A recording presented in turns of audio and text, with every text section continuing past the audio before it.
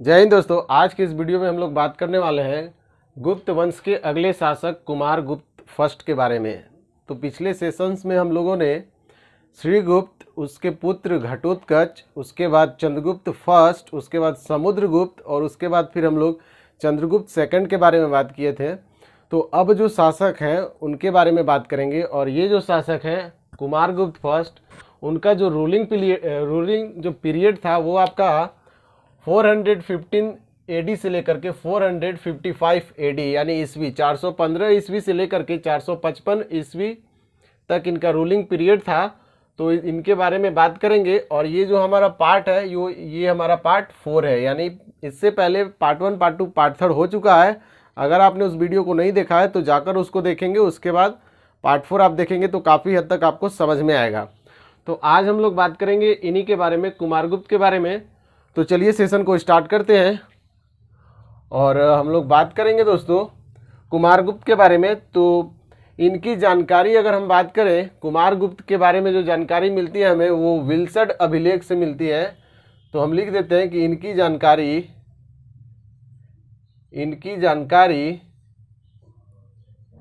जानकारी जो हमें मिलती है वो विल्सड अभिलेख से मिलती है। विल्सड अभिलेख से मिलेगी। विल्सड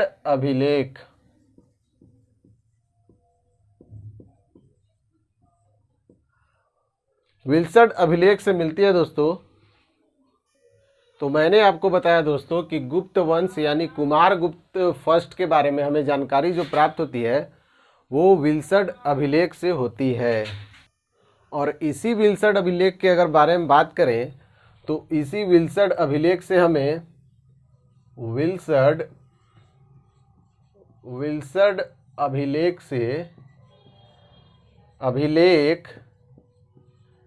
से हमें गुप्ता डायनेस्टी जो है, गुप्ता डायनेस्टी के अगर हम बात करेंगे तो इनके वंशावली के बारे में भी हमें पता चलता है। इनके शासकों की वंशावली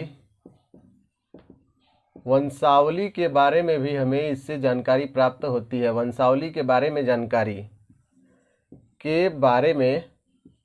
जानकारी भी प्राप्त होती है। मैंने अभी तक आपको बताया कि कुमारगुप्त की जानकारी हमें विल्सड अभिलेख से प्राप्त होती है।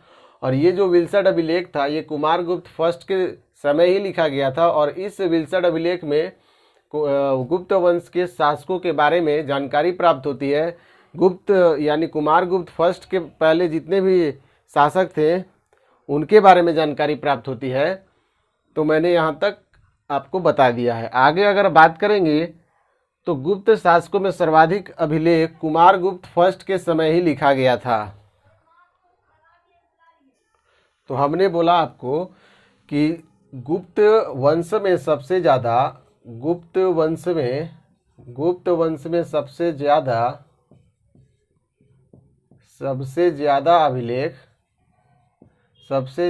जो अभिलेख था वो कुमारगुप्त फर्स्ट का ही था। कुमारगुप्त फर्स्ट का था।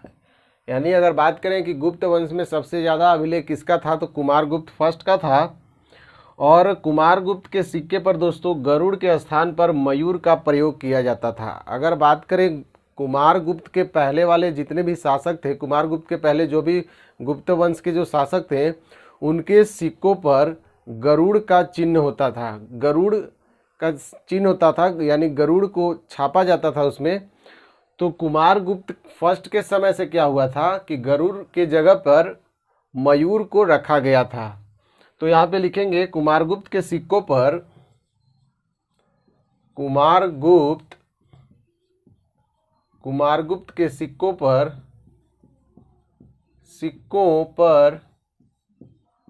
गरुड़ के स्थान पर मयूर को रखा गया था। कुमारगुप्त के सिक्कों पर गरुड़ के स्थान पर मयूर का प्रयोग किया गया था या रखा गया था? मयूर को रखा गया था या प्रयोग किया गया था? प्रयोग किया गया था। आगे अगर बात करेंगे दोस्तों, तो इनकी उपाधि यानी कुमारगुप्त की जो उपाधियां हैं उसके बारे में बात करेंगे। कुमारगुप्त की उपाधियां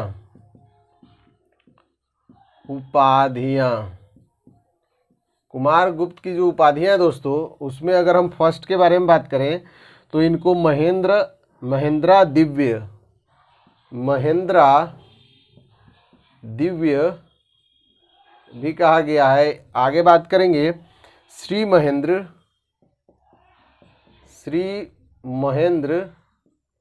और अगर थर्ड नंबर में बात करेंगे तो अश्व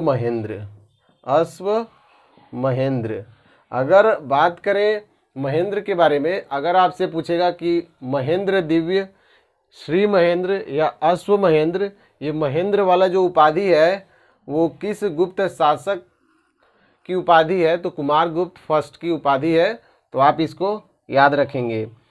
आगे हम लोग बात करेंगे दोस्तों कि पुष्य मित्रों के द्वारा गुप्त शासक, अगर हम बात करें कि गुप्त जो शासक था गुप्त शासक कुमारगुप्त, ये जब बूढ़ा हो गया था, यानी अगर हम लोग बात करें कि ये मतलब अपने अंतिम दिनों में थे, तो इनके जो पुत्र हैं दोस्तों स्कंदगुप्त, यहाँ पर अटैक किया जाता है दोस्तों। और ये जो अटैक होता है ये पुष्य मित्रों के द्वारा अटैक किया जाता है और यहाँ पर गुप्त शासक कुमारगुप्त होते हैं, तो वो अपने पुत्र स्कंदगुप्त को युद्ध में भेजते हैं पुष्य मित्रों से निपटने के लिए, उनसे आक्रमण करने के लिए, उनको हराने के लिए। और स्कंदगुप्त जब दोस्तों इनके पास जाते हैं तो युद्ध होता है, और इस युद्ध में पुष्य मित्र की हार हो जाती है और स्कंदगुप्त जो है वो जीत जाता है। यानी हम बोलेंगे कि कुमारगुप्त की यहाँ पे जीत हो जाती है। तो इसके बारे में हम लोग को बात करना है। तो यहाँ तक उम्मीद करते हैं कि क्लियर हो गया होगा। तो आगे हम लोग इसे मिटा करके करेंगे। तो चलिए आगे हम लोग बढ़ते हैं। मैंने आपको बताया दोस्तों कि पुष्य मित्रों यानी कि पुष्य मित्रों के द्वारा गुप्त वंश यानी गुप्त वंश का जो शासक था कुमारगुप्त, इस पे क्या किया जाता है? अटैक किया जाता है। और ये उस समय मतलब काफ़ी बूढ़े हो चुके होते हैं, यानी इनका अंतिम दिन गुजर रहा होता है। तो इनके जो पुत्र थे दोस्तों, उनका अगर बात करें तो उनका नाम स्कंदगुप्त था, स्कंदगुप्त। और ये अपने पुत्र को पुष्य मित्र से युद्ध करने के लिए भेजते हैं और युद्ध जीतने के लिए बोलते हैं। तो जब यहाँ पे अटैक होता है, युद्ध होता है, तो पुष्य मित्र जो है उसकी हार हो जाती है और कुमारगुप्त यानी स्कंदगुप्त जो है वो युद्ध को जीत जाता है। तो यहाँ तक क्लियर हो गया होगा। आगे अगर बात करेंगे नालंदा विश्वविद्यालय के बारे में दोस्तों, तो नालंदा विश्वविद्यालय जो है काफ़ी मतलब बहुत बड़ा नाम है, आप सभी जानते होंगे। तो लिखेंगे नालंदा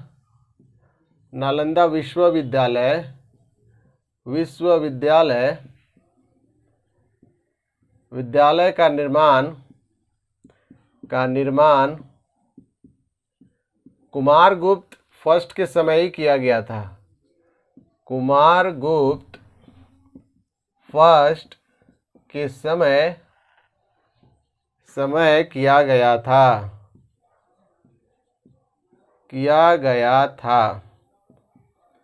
याद रखेंगे, काफ़ी इम्पोर्टेंट पॉइंट है। नालंदा विश्वविद्यालय का जो निर्माण था वो किसके समय में किया गया था? किस गुप्त वंश शासक के समय में किया गया था? तो आंसर होगा कुमारगुप्त फर्स्ट के समय में किया गया था दोस्तों। और हेनसांग के अनुसार अगर बात करें, हेनसांग जो था वो चीनी यात्री था। तो हेनसांग के अनुसार अगर बात करेंगे दोस्तों, तो नालंदा यूनिवर्सिटी का जो संस्थापक था, नालंदा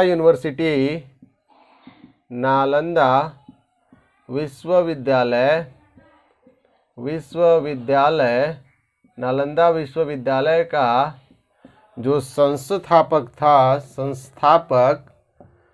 संस्थापक वो जो था दोस्तों, वो शक्रादित्य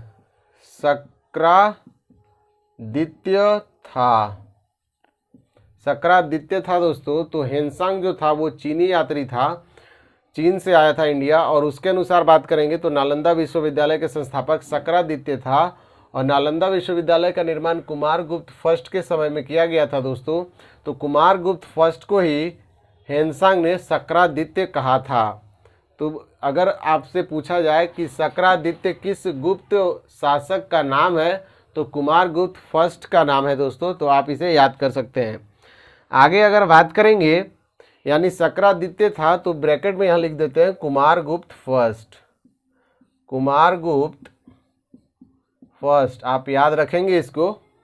आगे अगर बात करेंगे प्रशस्ति के अनुसार, मंदसौर प्रशस्ति के अनुसार अगर हम बात करें, तो आगे हम लोग इसको मिटा करके लिखते हैं, उसके बाद बात करते हैं। आगे हम लोग बात करेंगे दोस्तों मंदसौर प्रशस्ति के बारे में। तो दोस्तों मंदसौर प्रशस्ति के अनुसार अगर बात करेंगे तो मंदसौर जो है दोस्तों, ये मालवा वाले रीजन को बोला गया है, मालवा वाले रीजन को बोला गया है। मंदसौर प्रशस्ति के अनुसार मंदसौर का जो राज्यपाल था, मंदसौर का राज्यपाल बंधु वर्मा,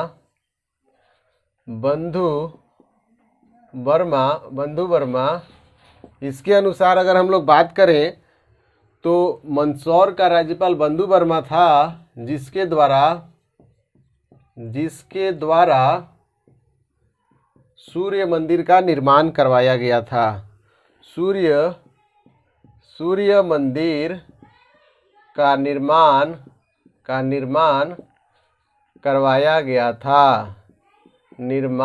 करवाया गया था, करवाया गया था। आप लोग इसे याद रखेंगे कि मंदसौर का सूर्य मंदिर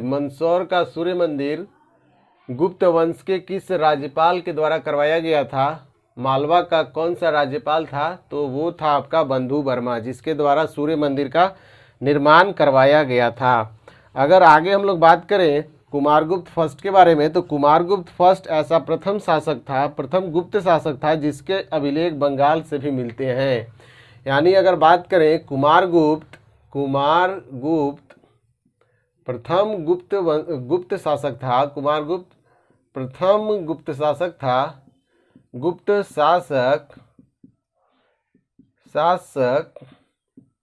जिसके अभिलेख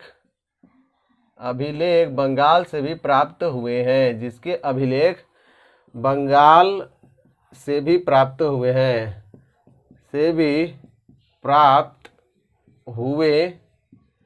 हैं, मैंने बोला कि कुमारगुप्त प्रथम गुप्त शासक थे जिनका अभिलेख जो है वो बंगाल से भी प्राप्त हुआ था। और इनके पहले मतलब कोई भी गुप्त शासक नहीं थे जिनका अभिलेख बंगाल से प्राप्त हुआ था। तो ये काफ़ी इम्पोर्टेंट है, डबल स्टमक दे रहे हैं इसको, आप लोग याद रखेंगे। आगे अगर हम लोग बात करेंगे अश्वमेध यज्ञ के बारे में, तो कुमारगुप्त फर्स्ट ने भी अश्वमेध यज्ञ करवाया था। इसकी जानकारी हमें बात कर रहे हैं, तो हम लिखते हैं कि कुमारगुप्त फर्स्ट ने भी अश्वमेध यज्ञ करवाया था,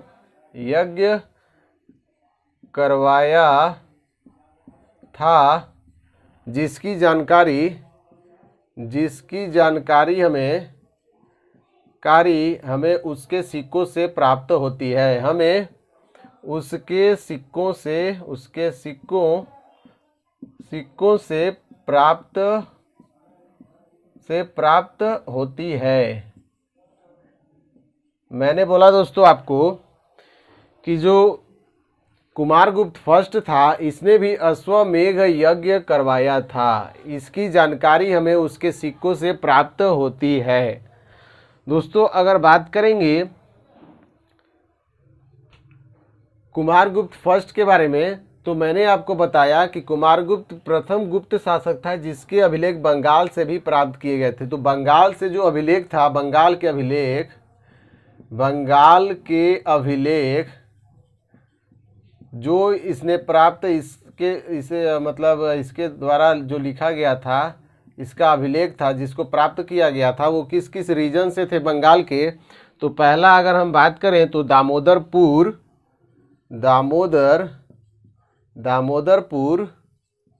और दूसरा अगर बात करें तो आपका धनद्रेह,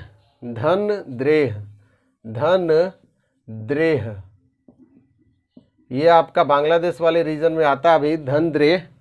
और लास्ट अगर बात करें तो वैग्राम, धनद्रेह और आपका 3 नंबर जो आता है वैग्राम, तो उसे भी लिख देते हैं वैग्राम।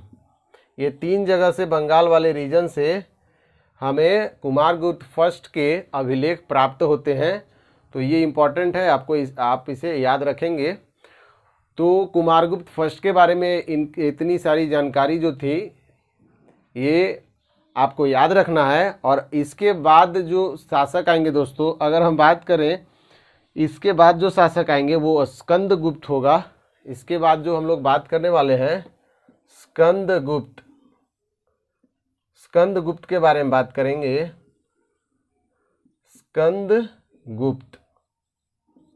स्कंदगुप्त के बारे में बात करेंगे दोस्तों। तो आज जो हमने कुमारगुप्त फर्स्ट के बारे में बात किए, इनका जो रूलिंग पीरियड था वो 415 से लेकर के 455 ईस्वी तक था, एडी तक था। और जो स्कंदगुप्त आएंगे आपके, ये 455 से लेकर के, अगर बात करेंगे 455 से लेकर के दोस्तों 467 एडी, 455 से लेकर के 467 एडी, यानी 455 एडी से लेकर के 467 एडी तक इनका रूलिंग पीरियड रहेगा। और अगले वीडियो में हम लोग स्कंदगुप्त के बारे में बात करेंगे। तो अगला जो हमारा होगा वो पार्ट 5 होने वाला है। तो उम्मीद करते हैं कि कुमारगुप्त के बारे में जितनी भी जानकारियाँ थी वो हमने आपके पास पहुंचाया है। और उम्मीद करते हैं कि आपको ये सेशन अच्छा लगा होगा। अच्छा लगे तो लाइक शेयर कमेंट करना मत भूलिएगा। और चैनल पे नए हैं तो चैनल को सब्सक्राइब करके बेल आइकन प्रेस कर लीजिएगा, ताकि हमारी सारी नोटिफिकेशन सबसे पहले आप तक पहुंच सके और आपके नॉलेज को इम्प्रूव करे, आपके एग्ज़ाम के पॉइंट ऑफ व्यू से इम्पॉर्टेंट हो। तो मिलते हैं अगले वीडियो में, तब तक के लिए bye bye, take care, good bye and have a nice day. Thank you.